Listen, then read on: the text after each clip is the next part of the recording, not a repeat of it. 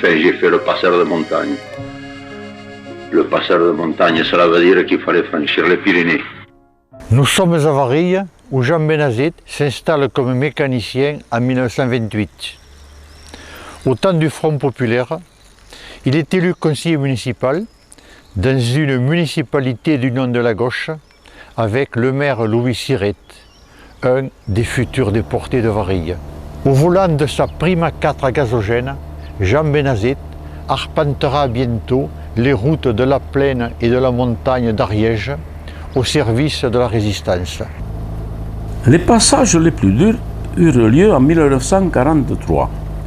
Nous partions souvent de la gare de Foix.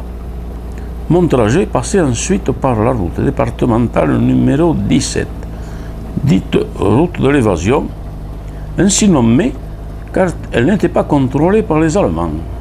Nous disons donc Saint-Pierre-de-Rivière, La Mouline, hameau de Buret où se trouvait le premier relais de sécurité. Si le caleçon à manches longues et deux serviettes était au séchoir, la voie était libre. Merci camarade boy, négociant à Foix. Puis, col des Marousses à 990 mètres. Col de Péguerre à 1375 mètres, avec une vue splendide sur la chaîne des Pyrénées et le Vallier.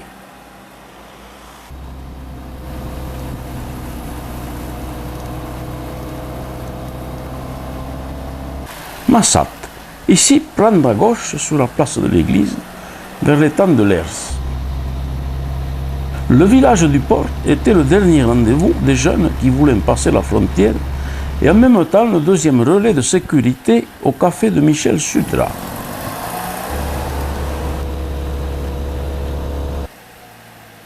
À 3 km, troisième relais de sécurité au hameau de Mouréou, à la maison grange du pâtre Vincent Icard.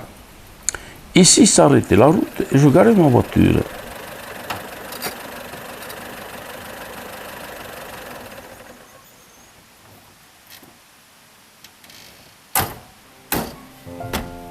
Un sentier muletier nous conduisait à l'étang de Lers.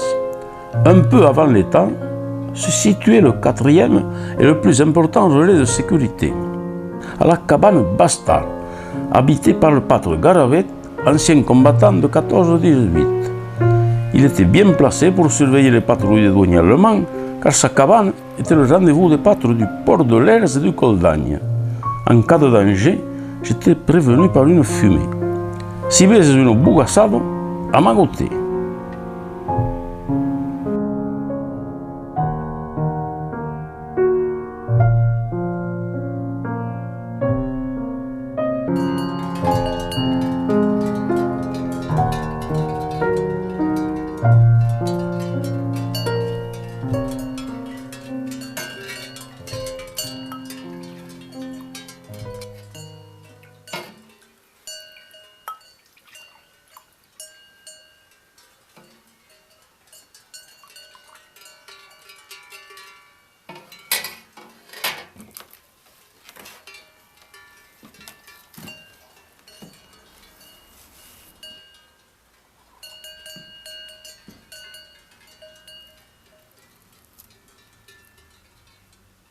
Pas de frisou dans le secteur, petit? Non, que depuis 2-3 jours.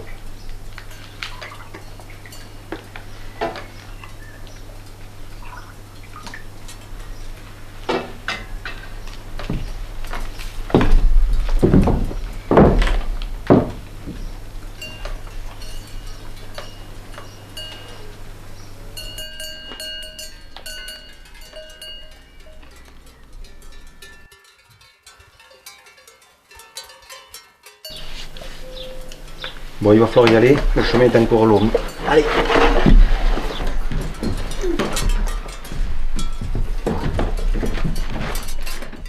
Vers 2 heures du matin, après une courte halte, le sentier nous conduisait au bas du col de Salex.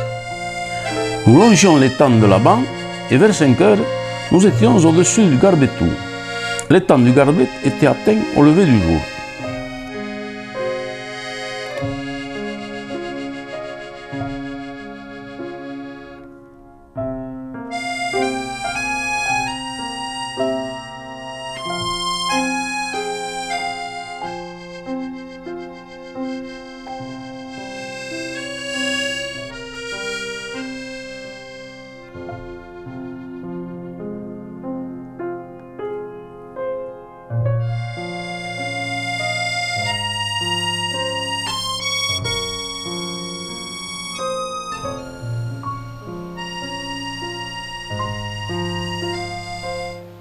Puis, nous attaquions le cirque du Garbet en direction de l'étang bleu, où nous arrivions vers 9 h du matin.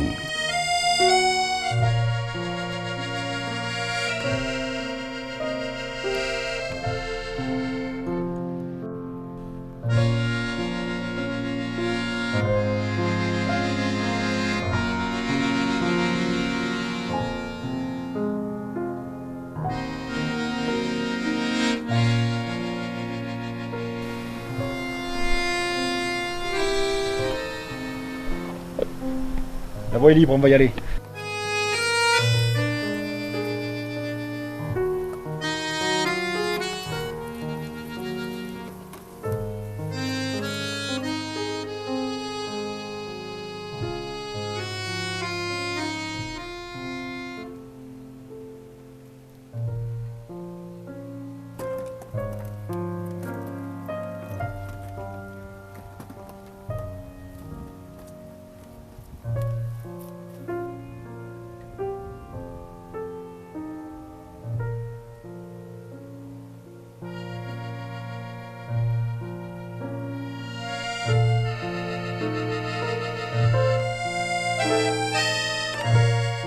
Nous passions ensuite plus au sud, près du pic de Bentofarine, ce qui nous évitait de se trouver en vue du port de Guillou, poste fixe des Allemands sur la frontière.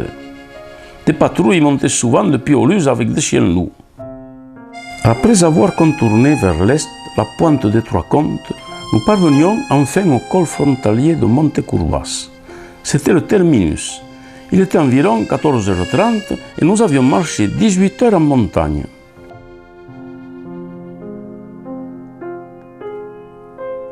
Nous y sommes. Vous êtes libres.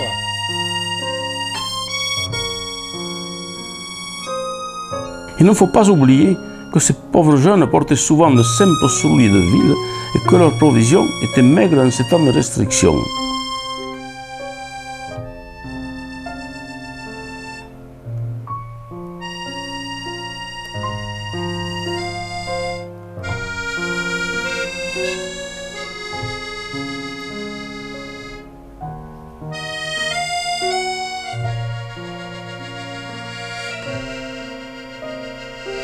Vous allez descendre dans la vallée du Tabescan. Rassurez-vous, ça descend tout le temps.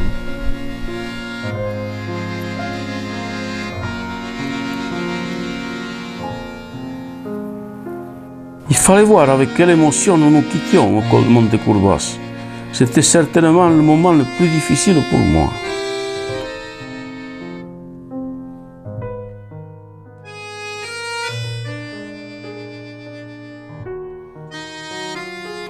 Ensuite, je redescendais vers la France. Il me tardait de reprendre ma voiture pour rentrer à la maison et retrouver ma femme et mon fils de 15 ans qui m'attendaient. Vous devinez avec quelle impatience et quelle angoisse après 3 à 4 jours d'absence. Pour chacun de ces passages, Piston notait soigneusement sur un petit carnet le nombre de truites qu'ils avaient prises lors de ces étranges parties de pêche. En fait, il s'agissait du nombre de personnes qu'il avait fait passer. 61 au total, lors de 8 passages réussis sur cet itinéraire. Des Français bien sûr, mais aussi des Russes, des Américains, des Anglais. Oui, autrement quand je montais ici, je ne savais pas pourquoi je montais. Enfin, mon père me disait, monte au Mont-Saint pour surveiller le port de Salèche et le port de Lers. Si tu vois des hommes, si tu vois quelqu'un, je le disais quoi quand je voyais quelqu'un. Après mon père, quand on le disait mon père le disait au Benazit. Bon, en 1943, j'étais berger au Pic de l'Âne, juste sur la gauche, là derrière en face. Et mon père me faisait monter ici pour surveiller les patrouilles allemandes. Et alors on montait ici, on était deux, bon, il y avait moi et un copain qui avait 16 ans, moi j'avais 14 ans, et on surveillait le port de Salèche et le port de Lers. Et là, une fois il nous est arrivé, en s'en revenant, on est tombé sur 2 Allemands et un Français. Le Français c'était un milicien qu'on disait, bon, c'était celui qui donnait tous les tuyaux aux Allemands. Et ils nous ont arrêtés. Bon, on lui dit, bon, nos parents nous avaient dit, si vous trouvez des hommes, vous dites que vous cherchez des brebis. Et alors, qu'est-ce que vous faites là, les enfants? Et on cherche des brebis. Ah, c'est pas vrai, qu'est-ce que vous avez vu? Vous cherchez quelqu'un plus? Bon, on lui dit, non, on cherche des brebis. Bon, moi j'avais 14 ans, j'ai pleuré, parce que les Allemands étaient armés. J'ai eu la trouille et j'ai pleuré. Alors là, ils nous ont amenés à une cabane de notre berger, qui avait une quarantaine d'années, ce bonhomme. Et il leur dit, oui, je les connais, ils cherchent des brebis, c'est des bergers. Alors là, ils nous ont lâchés. Et alors, en arrivant à la maison, moi je pleurais. Mes parents m'ont dit, bon, tu ne reviendras plus. Et voilà, je ne suis plus revenu.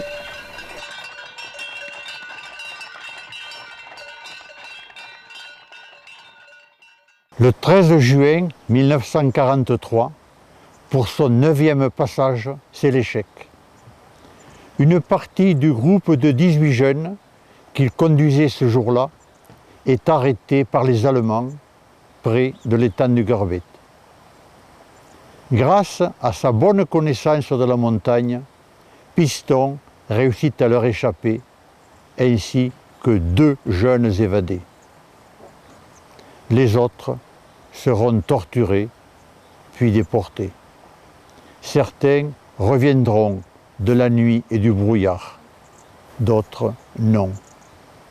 Mais pour Jean Benazet, les passages s'est terminé. Étant rentré dans l'illégalité, j'ai été me cacher, pour ainsi dire, chez un oncle que j'avais à Massat, dans la montagne. Là, je restais une quinzaine de jours, c'est-à-dire jusqu'à la fin du mois. Vers le 1er octobre, oui, le 1er octobre 1943, la Gestapo vint à la maison. Mais par prudence, je ne couchais pas à la maison. Je couchais à la boulangerie Baldeiou qui se trouve à Vareille en face à la mairie. Et le 1er octobre, la Gestapo de Foix vint pour me cueillir.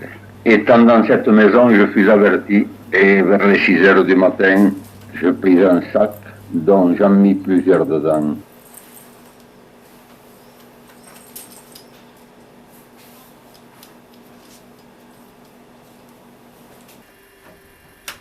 Et je sortais par la porte qui donne sur le Corail et j'allais me cacher dans la grange, dans une cave. La femme vint me rejoindre 2 heures après et là je restais toute la journée. Le soir, des amis vinrent me prendre et j'allais coucher chez eux. Le surlendemain, mon frère ayant été averti, avec mon ami responsable Menou, avait le train de marchandises qui descendait vers les 7 heures du soir, c'est-à-dire commençait, il faisait nuit, ils vinrent me prendre avec la femme, avec un homme, et me menèrent à Toulouse. Jean a encore échappé aux nazis, mais cette fois, il a été identifié. Et, en décembre 1943, il est condamné à mort par contumace par le tribunal militaire allemand de Toulouse. Pendant quelque temps, il se fait oublier, mais l'inertion lui pèse. Bientôt en possession d'une fausse carte d'identité, Piston est devenu Joseph Lebrun. Jean Benazet participe aux activités de la résistance aux côtés de ses camarades cheminots toulousains. Ils font notamment sauter une ligne électrique à haute tension près de Grenade-sur-Garonne, interrompant le trafic ferroviaire pour longtemps. Joseph Lebrun participe également à la libération de Toulouse, les armes à la main. Mais il lui tarde de rentrer à Varilhes, l'Ariège étant également libéré. Quand tout cela fut terminé, et je rentrai à la maison. La maison était vide. La Gestapo avait fait du travail, avait vidé jusqu'à la suspension de la salle à manger, une suspension vulgaire, quoi, qui ne représentait aucune valeur. Mais enfin, c'est pour dire que la Gestapo et ses commis firent leur devoir de dévaliser ce qui me restait comme richesse, quoi. C'est tout ce qui me restait. Je rentrais le 26 août à Varilhes, dans la misère.